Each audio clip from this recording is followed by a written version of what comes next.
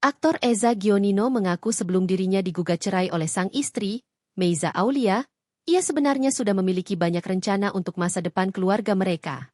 Eza mengatakan, salah satu rencana besarnya adalah menambah momongan dan mengajak Meiza berlibur ke luar negeri. Adapun kini Eza dan Meiza sudah memiliki 3 anak. Jadi sebenarnya begini, jujur, semuanya sudah ada banyak plan yang saya rencanakan bersama Echa. Karena adanya kurangnya komunikasi kami dengan baik, saya ingin sekali mengajak Echa kita berlibur, dan saya ingin tambah anak lagi. Saya pengin ke New Zealand sama dia berdua, Echa pun tahu. Ujar Eza di Harjamukti, Depok, Rabu, 10 September 2025.